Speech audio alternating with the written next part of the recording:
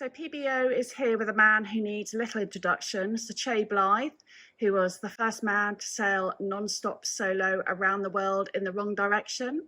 He's a 1968 Golden Globe race participant, and he took part in the 1973, 74 and 1981, 82 Whitbread races.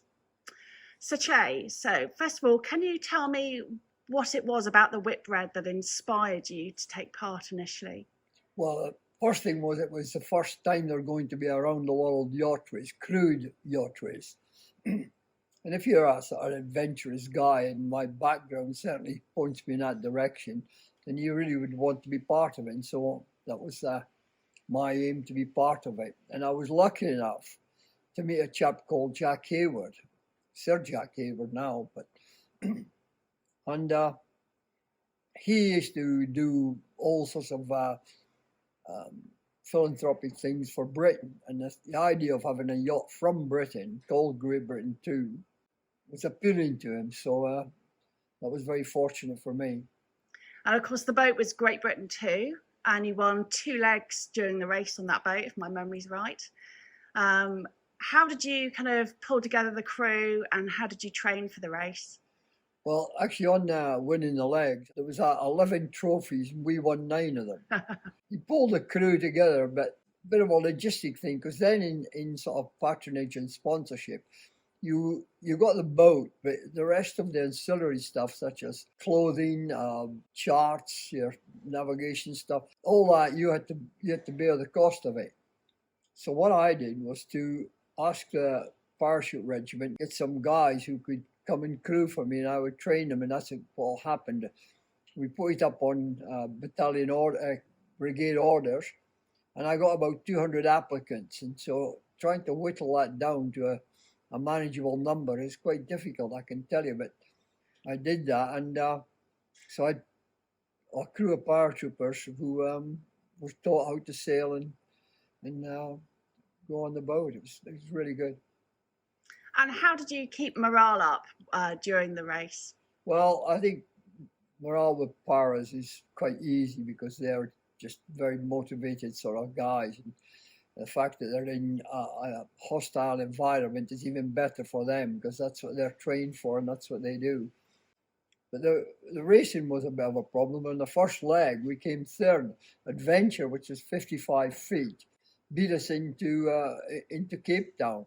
I couldn't believe a 55-foot boat was beating us at 77 feet, but they did. And so it was just a learning curve for the guys. But as I say, we won 9 out of the 11 trophies, so we improved very quickly. And obviously you also took part in the 81-82 Whitbread race. Tell me a little bit about that and how you prepared for that campaign. Well, that was the same yacht, Great Britain 2, and of course it was the third Whitbread. And by that time, it was quite an old boat in racing terms. And I really wasn't going to go. What happened was a girl, Swedish, I think she's Swedish or Belgium, I can't remember exactly. She had bought Great Britain too, and she owned it. And she'd managed to get sponsorship. And the skipper fell out. I can't remember why or what the details were. But he sort of disappeared off the scene, and they were short of a skipper, so they approached me.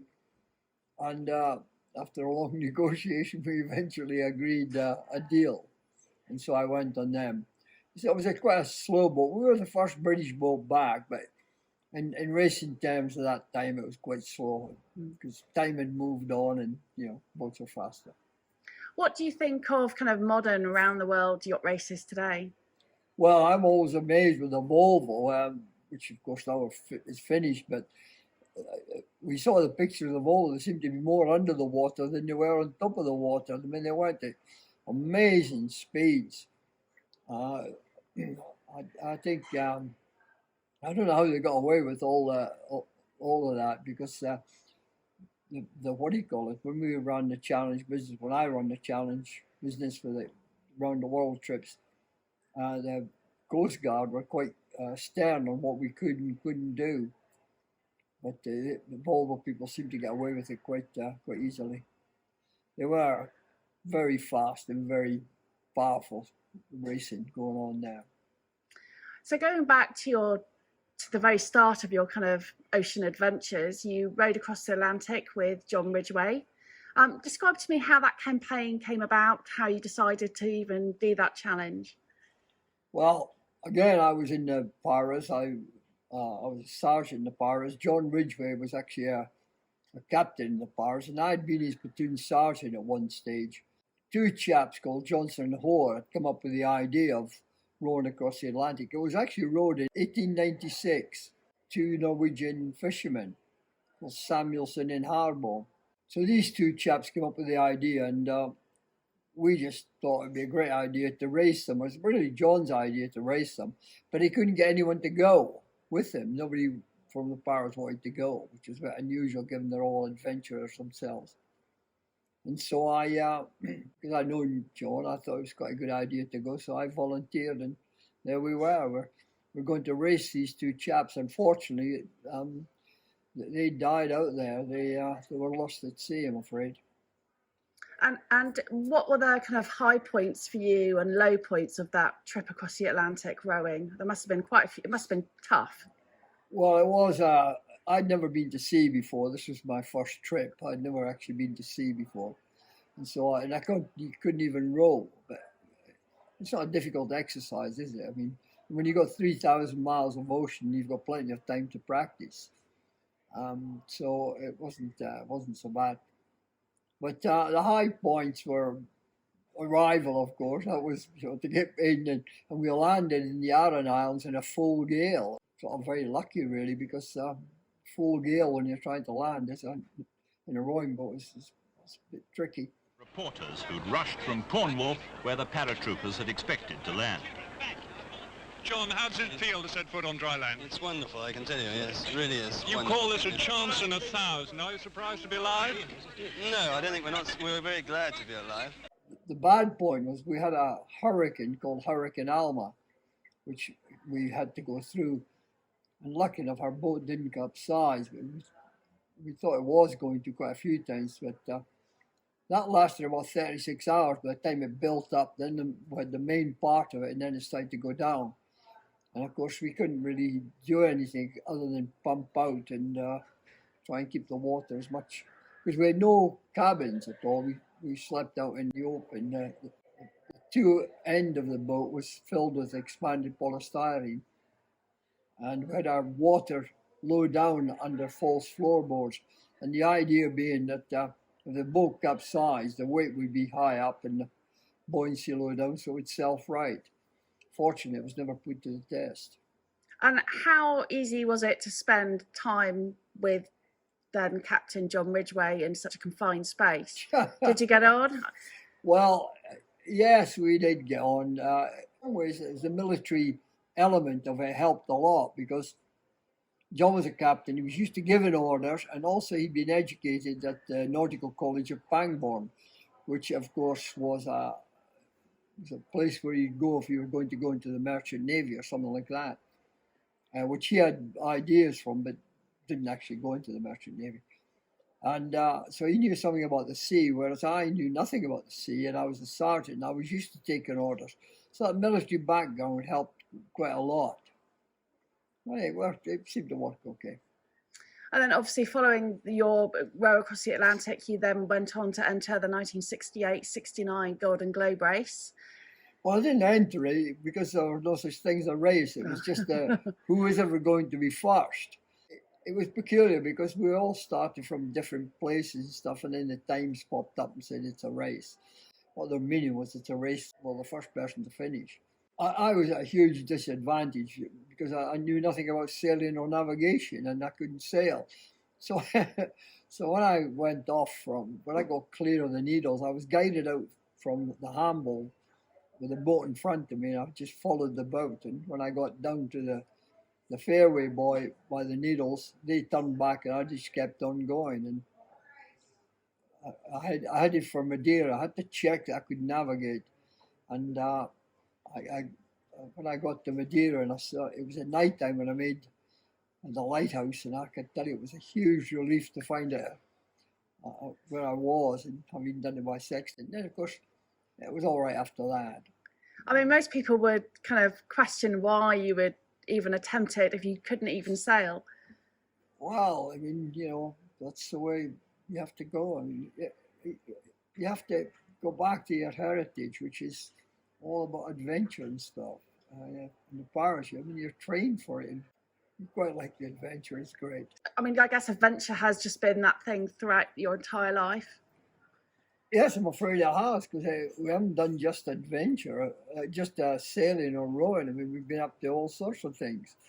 I was a shallow water driver, which was, I remember getting the training in Portsmouth with the Navy when you had these great sort of underwater suits and you're like a Michelin man and you're down below and you put too much air and you flew up to the top of him with these big diving suits. And then you've got horse riding. I couldn't ride a horse, but I went out and bought a horse, and unfortunately I came off a few times. But, and then canoeing, we did the canoeing, and then I had the great pleasure of, when I was a schoolboy, to swim for the south of Scotland. That was quite fun. Yeah, we did a lot of things. And going back to your Golden Globe race, you made it as far as Cape Town. Why did you decide to stop? Well, it wasn't a question of I made it to Cape Town. Actually, I didn't go to Cape Town.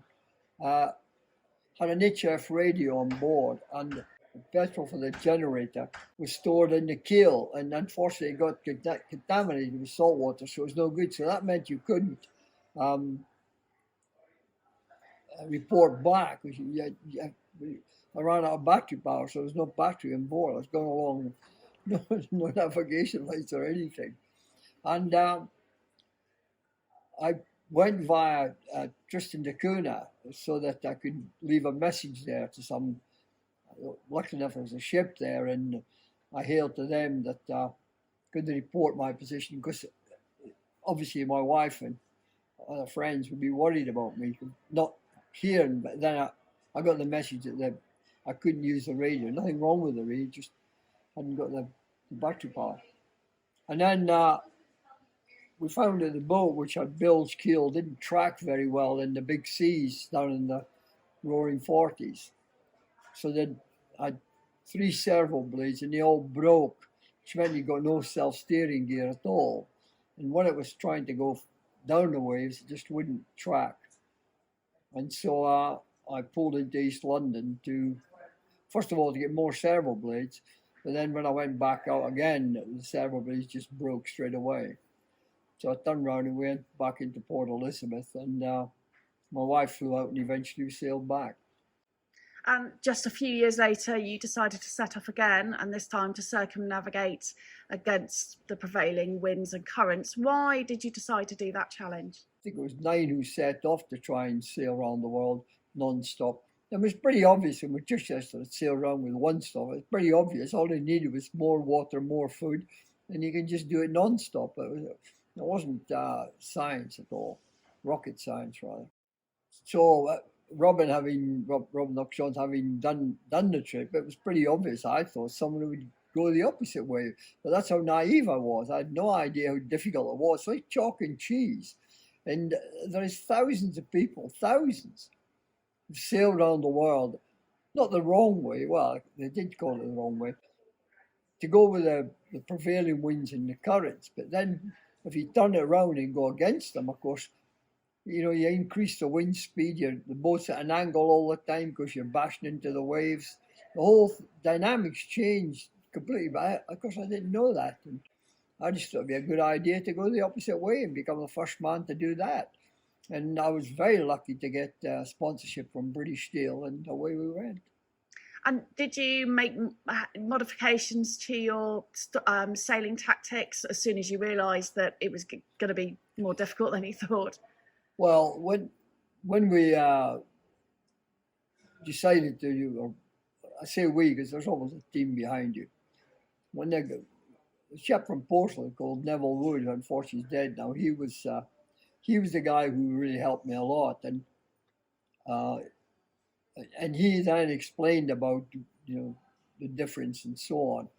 But we'd already committed to say we're going to go, and the sponsorship was started, and so I got a lot of lessons and stuff prior to going in, and I'd sailed 9,000 miles. You can't help 9,000, yeah, about 9,000 miles, and not only that, you can pick up some ways of sailing. We've sailed 9,000 miles, so we are reasonably competent when we set off on that trip. Chay Blyth had perhaps the because I was catapulted in the highest echelons of sailing after British Steel. Suddenly, I could go to almost any yacht club at all, and they were, welcome me with open arms and stuff like this. Not a squadron, of course, but every other one. It became very obvious to me that, people wanted adventure. And there was a race from France called the Atlantic Triangle. It went from Saint-Malo to Cape Town to Rio, and Rio back to Saint-Malo. Now, British Steel, in their generosity, had given me the boat. And so I thought maybe I could enter it in this race, but how are we going to pay for it? Because I had got no money. I got this boat. It's very nice to be given a boat, but the immediate things, of course, that happens is you have to pay the tax on it. This is a gift. Insure it and moorings and all these sort of things. And we hadn't got any money at all. And I thought maybe people could pay. But in these days, people, that was not a concept that was there. So I contacted the organizer, which was yacht club, the UNCL, the official French racing body, and said to them, is it okay if I charge the crew some money to pay for the running of the boat and all this sort of thing? And they said yes. And so I put a little ad in a paper, and I was inundated with people. And so we knew that sort of formula would work. The question is that you had to get sponsorship. And so, yes, we teamed up with British Steel, and we launched the British Steel Challenge, and it was extraordinary. We got, hundreds of applicants, and they were paying to go. And we filled it up in about, I think it was 3 weeks or something. I interviewed every single person to go, and it was fantastic because they were just, they're like out of my mold. They too wanted adventure. It didn't really matter what the adventure was, they just wanted adventure. And so we ended up with some great people who are, still friends with loads of them. Yeah, it's fantastic. Well, it also helped launch kind of other yachtsmen and women and races, particularly I'm thinking Pete Goss for one. Well, yeah, we bred a load of skippers who questionable whether, oddly enough, I was with Mike Golding just the other day, and I said to him, if he hadn't gone in the challenge, do you think you may be where you are now? And he says, no, I won't. He said, the challenge kicked me off into that sort of stream to be a professional skipper. And there was a few of them, and you've got some of them too are still lecturing on leadership and team building and stuff like that. And Pete Goss is another example. And Robert Knox Johnson, he too followed my thing. The only difference is we decided to follow British Steel's route and go against the prevailing winds and currents, whereas Robin, of course, goes what we call the easy way. They don't go around Cape Horn, they go through the Panama Canal. So it's a bit of a wimp thing, isn't it, really?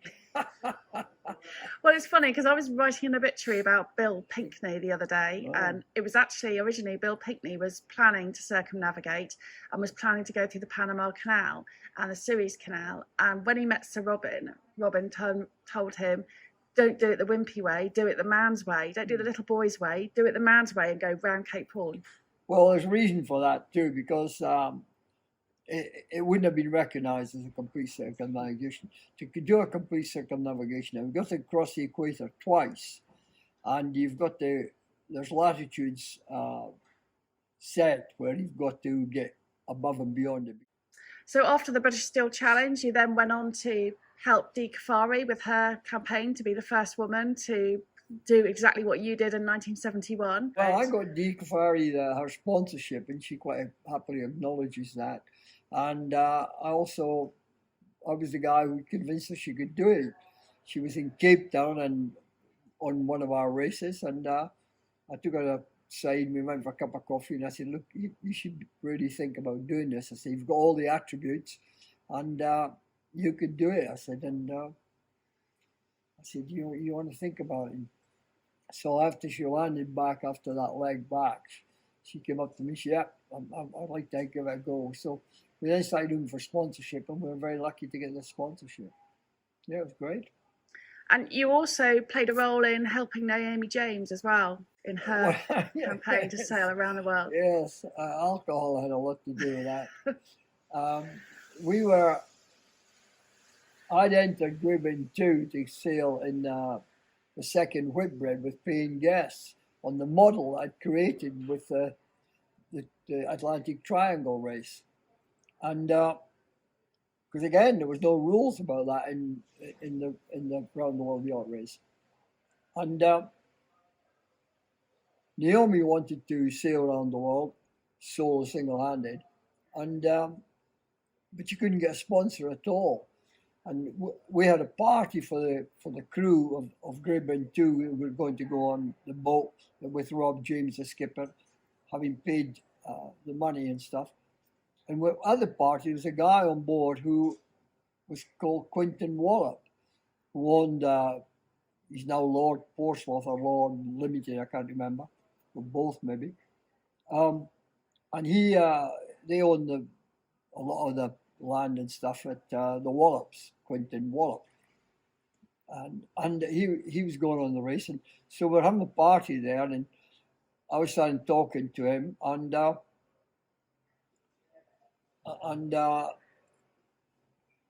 we were having a few drinks. Yellowbirds, we were drinking Yellowbirds, they were fantastic. And Naomi came across, and he asked her what she was going to do. And she said that she had hoped to sail around the world, and she couldn't get a sponsor. And he said, "Oh, how much are you looking for?" And Naomi told him, and he said, "Oh, if I'd known that," he said, "I would have sponsored you." And I said, "I'll tell you what, Quentin, you sponsor her, and I'll loan her." I had 4 yachts at the time. I said, "I'll loan her one of our yachts to do it in free of charge." And I said, "There you are, that's a deal. Are you going to do that?" And he stood there, sort of, blimey.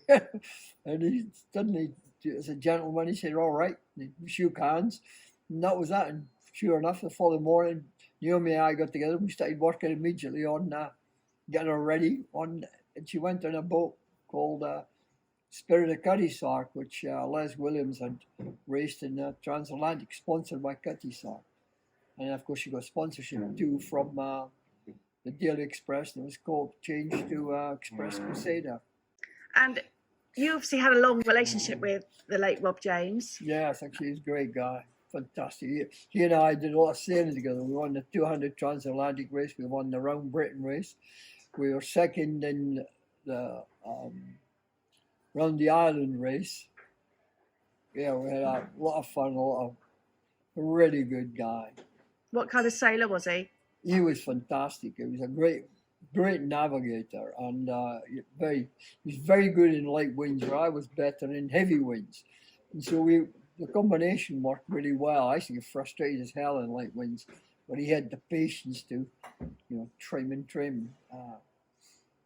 It was really good, and he would have gone to the very pinnacle of sailing, no doubt about it. Absolutely, no doubt about it. And looking back on your very long and successful sailing career, what stands out for you most? Well, it has to be British Steel, but each one is different in their own way. And so they've all got some great things, great memories and stuff. I mean, the camaraderie with the guys on Great Britain too. I mean, I wrote a book afterwards, and I call it "Theirs is the Glory," because it was the glory was the guys who'd been on the race, these paratroopers.